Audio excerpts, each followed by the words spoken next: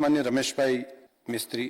માન્ય અધ્યક્ષશ્રી, કૃષિ વૈવિધ્યીકરણ યોજનાની અમલીકરણ કયા વર્ષથી શરૂ કરવામાં આવ્યું? યોજનાનો હેતુ શું છે? લાભાર્થીઓને શું લાભ આપવામાં આવે છે? યોજનાથી લાભાર્થીઓની આવકમાં કેટલો વધારો થાય છે? અને મારો બીજો પ્રશ્ન છે, કૃષિ વૈવિધ્યીકરણ યોજના હેઠળ નાણાકીય જોગવાઈ કેવી રીતે કરવામાં આવે છે?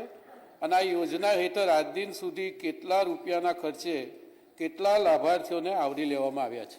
માન્ય અધ્યક્ષશ્રી, કૃષિ વૈવિધ્યીકરણ યોજના અમારા આદિવાસી સમાજ માટે આશીર્વાદરૂપ સમાન છે.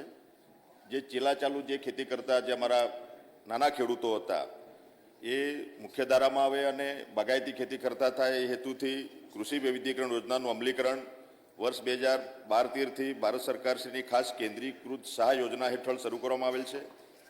સ્થાયી રૂપે વર્ષ 2018-19થી રાજ્ય સરકારશ્રીના આપણા જે 4/4/2018ના ઠરાવથી ગુજરાત સરકારની નવી બાબત હેઠળ કૃષિ વૈવિધ્યીકરણ યોજનાને મંજૂરી આપવામાં આવેલ હતી.